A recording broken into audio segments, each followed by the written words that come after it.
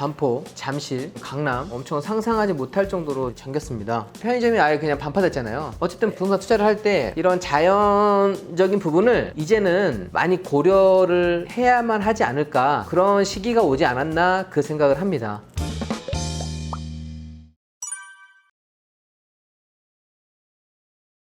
안녕하세요. 부자의 진검다리가 되어주는 송사무장쇼의 송사무장입니다. 반갑습니다. 오늘은 제가 그냥 편하게 이런저런 얘기 한번 나눠보려고 합니다. 라디오처럼 그렇게 하려고 해요. 첫 번째 주제는 이상기후와 부동산이라고 한번 지어봤습니다. 올 초만 하더라도 가뭄 때문에 기사가 좀 많이 나왔었는데 지금은 또 홍수 때문에 물이 나왔습니다. 서울에서 집값이 가장 비싸다고 하는 반포, 잠실, 그 다음에 강남까지 차들이 다 침수될 정도로 엄청 상상하지 못할 정도로 잠겼습니다. 사실 이런 거에 대한 걱정을 좀 많이 하고 있었거든요. 앞으로는 이런 일이 더 자주 발생할 거라고 생각이 돼요. 극과 극이더라고요. 어느 곳은 비가 너무 많이 오고, 어느 곳은 너무 가뭄이고, 어느 곳은 너무 고온이고, 적정 수준이 없이 그렇게 돼 있더라고요. 이번에 뭐 빙하가 많이 녹았을 때 이상 고온 현상이 많이 발생했는데, 뭐 인도, 영국 다 발생했는데, 우리나라는 비구름 영향대로 인해서 그 고온에 대한 피해는 피해갔지만 지금 그 습이 모아져서 집중성 호우라고 하죠. 그러니까 비가 조금씩 100mm, 200mm, 300mm 내리면 상관없겠지만 한 번에 너무 짧은 시간에 많은 비가 와버리니까 정해진 하수 관로, 배수로, 뭐 우수관, 이거에 들어갈 수 있는 양이 안 되는 거예요. 다 오버슈트가 되는 거예요. 그러니까 다 오버플로우가 되기 때문에, 그래서 물 난리가 나는 겁니다. 이런 기사들을 저는 좀 눈여겨보고 있습니다. 지금 다른 곳은 정말 오랜 기간 드러나지 않았던 뻘밭도 그냥 바닥을 드러냈다는 그런 기사도 지금 나왔습니다. 제가 유튜브를 봤는데 알프스 빙하가 녹아내리고 있는데, 이 알프스에 계시는 어르신들께서 말씀하시는 부분이 기억에 남아요. 우리 아이들한테 너무 미안하다고, 우리 아이들이 겪게 될 재앙에 대해서 너무 걱정이 된다, 할아버지께서 그런 말씀을 하시더라고요. 지금 알프스 빙하가 녹아내리고 있어서 바다의 수위가 매년 올라가고 있고 기온도 계속 올라가고 있습니다. 자연을 완전히 이겨낼 수는 없어요. 우리나라에서도 지금 서울에서 이렇게 비 피해, 경기도에서 비 피해가 일어났지만 점점 더 이런 부분에 대해서 피부로 좀 느낄 수 있게끔 발생될 것 같아요.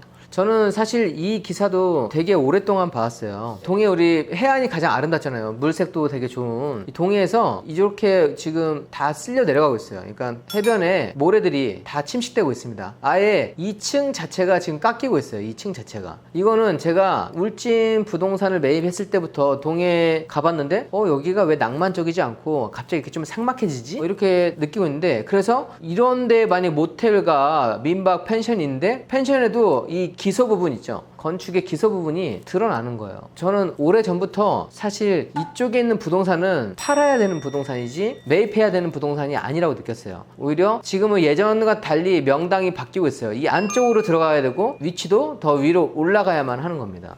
혹시라도 여러분들께서 휴양지 부동산 많이 관심 가지시잖아요. 그런데 해변하고 붙어있다. 물론 해변이랑 붙어있다고 해서 다 이렇게 되는 건 아니에요. 파도가 오는 방향에 따라 좀 다르기 때문에, 그래도 어쨌든 저는 해안가 바로 붙은 곳보다도 언덕 위로 가는 게 좀 좋더라고요. 시에서 뭐 200억 들여가지고 여기에 뭐 인공 수초랑 이런 것도 해봤지만 그거 아무 소용 없더라고요. 계속해서 깎이게 됩니다. 계속해서 깎게 되니까 여러분들께서 이쪽에 있는 부동산을 보유하시는 분들은 매도를 하셔야만 하고, 그 다음에 이런 관광지 해안가에 부동산 투자하실 때는 이런 자연재해 부분, 이런 부분을 좀 참고해서 투자를 하시면 좋을 것 같아요. 이것도 기사 봤을 거예요. 지금 편의점이 아예 그냥 반파됐잖아요. 이렇게 지금 집안이 불안하다고 하면 여기 지금 멀쩡하게 서 있는 다른 부동산들도 사실 멀쩡한 게 아니에요. 이 집안 자체가 지금 뭔가 크랙이 가고 있거나 싱크홀이 생긴다고 하는 거는 우리가 보이지 않는 조금 더 깊은 곳에서 이상이 발생되기 때문에 요즘 세상이 좀 무서워지고 있는 게 아닌가, 자연에 대해서. 어쨌든 부동산 투자를 할 때 이런 자연적인 부분을 이제는 많이 고려를 해야만 하지 않을까, 그런 시기가 오지 않았나 그 생각을 합니다. 도심에 있어도 저는 대피할 곳이 필요하다고 생각을 해요. 여러분들 언덕 위에 있는 집 하면은 뭐가 생각나죠?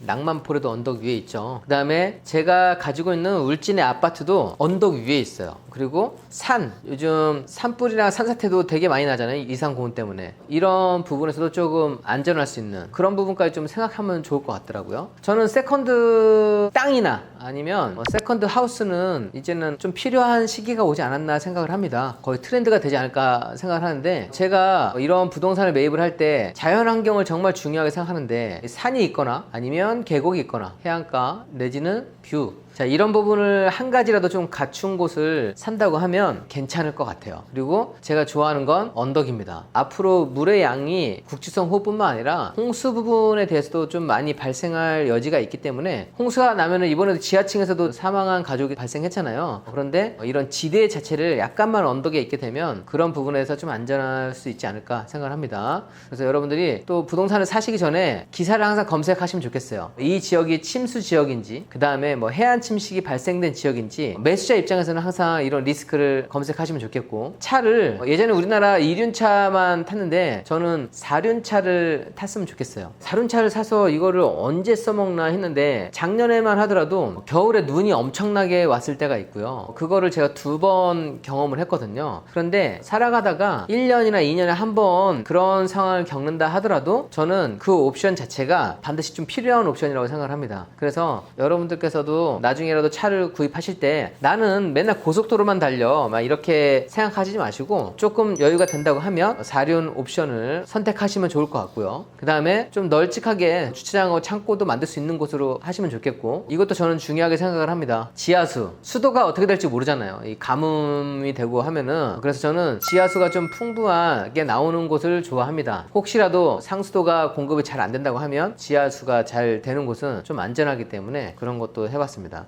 그리고 제가 여기 적어놓은 거 있네요. 산속에 들어가 살 수 없어요. 쿠팡이나 쓰기 여기까지는 오는 곳이어야만 해요. 그러면 살아가는데 괜찮은 곳으로 좀 되더라고요. 제가 자급자족을 하지 않더라도 쿠팡 배송으로 오면 먹을 게 딱 문 앞에 와 있으니까, 자연 속에 살면서 문 앞에 이런 쿠팡과 쓰기 오면 그거 삶은 좀 괜찮은 것 같아요. 뭐 농사도 좋아서 하는 거랑 취미로 하는 거는 하다가 망치더라도 부담이 없는 거잖아요. 근데 생업으로 하는 거는 막 비 오면 힘들고 그러잖아요. 어쨌든 요즘 우리나라는 이런 택배 문화가 너무 잘 발달되어 있기 때문에 기본적으로 배송이 되는 지역인지는 감안하고 그런 부동산을 매입한다고 하면 그거는 좀 괜찮을 것 같습니다. 너무 구석에 들어가 있으면 힘들거든요. 네.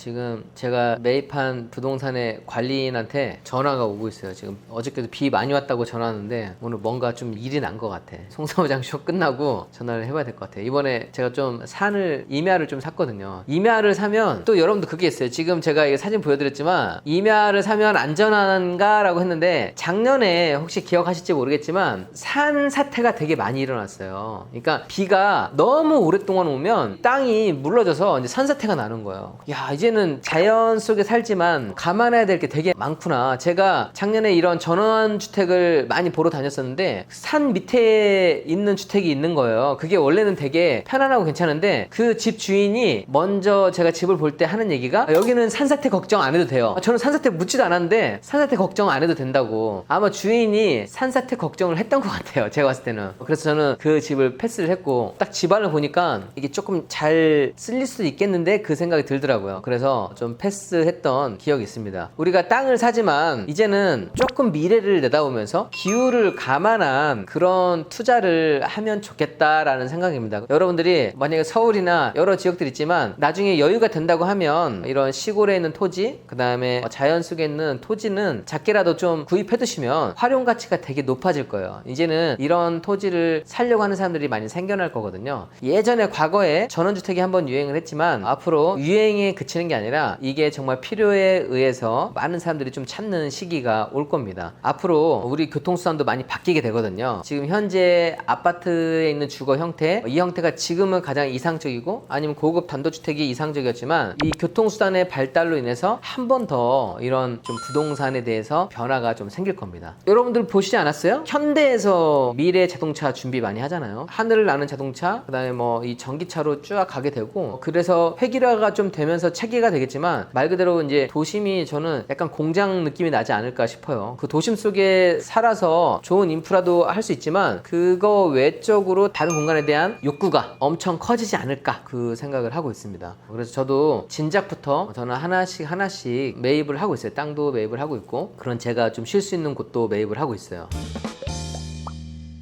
자, 어쨌든 여러분들 기사를 보시면 좀 무섭다는 생각도 들고 이 세상이 계속 힘들어지지 않을까 그런 생각도 들겠지만 어쩔 수 없잖아요. 저희가 크게 막을 수 없는 부분은 어쩔 수 없는 거고 거기에 맞는 해지할 수 있는 부동산 투자도 한번 생각해보면 좋겠다라는 생각입니다. 그리고 시골이나 이런 자연 속의 부동산은 그렇게 비싸지가 않아요. 아직까지도 좀 저렴한 상태입니다. 이런 부분 한번 생각해보면 좋을 것 같아서 제가 어저께 비가 갑자기 막 국지성 호우가 내려서 이런 비 피해가 발생해서 여러분들께 한번 소개를 해드렸습니다. 맞아요. 왕큰 왕두깨님, 코로나 같은 전염병, 재해 이런 이슈가 있으면 오히려 자연 속에 있으면 그런 부분에 대한 재해가 덜 합니다. 어떤 도시, 지방의 도시, 약간 외곽 부분에 대해서 이런 재평가가 좀 받는 시기가 올 것 같아요. 어차피 자연이 답인 것 같아요. 왜냐면 물론 제 직업이 제가 많은 분들하고 소통하고 온라인으로 소통하고 오프라인으로 만나고 이렇게 하지만 가끔은 만나서 되게 좋은 게 있지만 또 어떨 때는 그냥 사람들을 만나지 않고 조용히 쉬고 싶을 때도 있어요. 그럴 때 조용히 쉴 수 있는 공간 가게 되면 그 공간의 입장만 딱 하더라도 마음이 되게 편안해져요. 마음이 엄청 편안해져서 야, 이게 자연이 주는 힘이구나 라고 하는 걸 저는 느끼거든요. 여러분들께 한 가지 더 얘기하고 싶은 게 있어요. 그러면 전원주택의 조건, 우리 직주 근접이라고 해가지고 대부분 많은 사람들은 가까운 곳을 좋아해요. 지금도 많은 분들이 양평 말씀하셨는데 양평은 각광받는 거는 서울에서 좀 가깝기 때문에 그렇지 않을까. 양평, 청평, 가평, 그래서 이런 곳에 전원주택이 많이 위치하고 있습니다.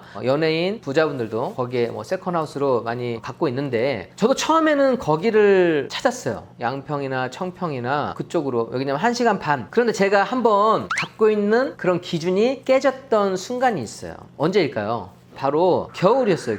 겨울 되면 여러분들 뭐가 생각나죠? 안 좋은 거. 겨울에 안 좋은 거. 미세먼지가 되게 안 좋잖아요. 미세먼지가 너무 안 좋아요. 그래서 제가 미세먼지를 피하기 위해서 남양주랑 양평 그쪽으로 갔는데 거기도 뿌연 거예요. 부천만 뿌연 게 아니라 거기도 막 뿌한 거예요. 야, 이게 뭐야? 이게 전원주택이야? 전원주택에 갔지만 그래도 집 안에만 있어야 돼. 그리고 공기청정기를 켜놓고 야, 이거는 좀 아닌데, 이건 내가 생각했던 그런 자연이랑 되는 게 아닌데 라는 생각이 들었어요. 1시간 반이라는 기준 자체가 미세먼지 때문에 깨졌어요. 그래서 거기서 1시간만 더 가볼까?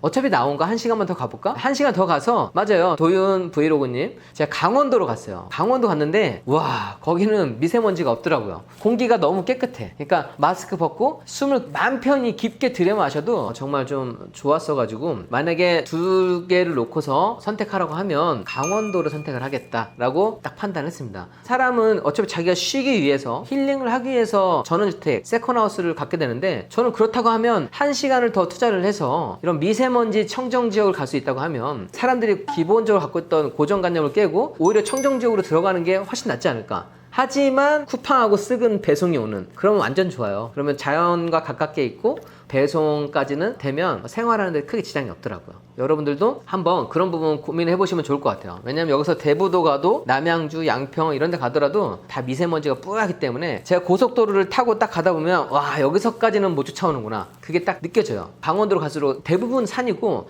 산이 높아요. 그러니까 사실 미세먼지가 딱 들어오기도 애매하긴 합니다. 물론 하루 이틀은 또 심한 날은 끼긴 하지만 그래도 거의 도심이랑 비하면 없는 편이어서 저는 좋더라고요. 그런 부분도 참고해보면 좋을 것 같습니다. 그러다 보니까 차량을 제가 자율주행차를 사게 된 거예요. 왜냐면 운전 시간이 좀 길다 보니까 운전이 좀 피곤하더라고요. 그런데 요즘 국산차도 그렇고 외제차도 그렇고 자율주행 기능이 워낙에 좀 좋아졌기 때문에 정확하더라고요. 그래서 얘한테 100% 의존하진 않지만 그래도 얘가 있으면 좀 든든하더라고요. 약간 원거리로 가면서 자동차가 좋아지니까 이거 다닐만 하네, 그 생각 들더라고요. 그래서 여러분들도 내가 앞으로 이 자연재해를 피할 수 있는 토지 아니면 집을 찾을 때 과연 어디까지로 갈 것인지 그 부분을 고민을 하실 때 제가 갖고 있던 기준을 한번 참고하시면 좋을 것 같습니다. 네.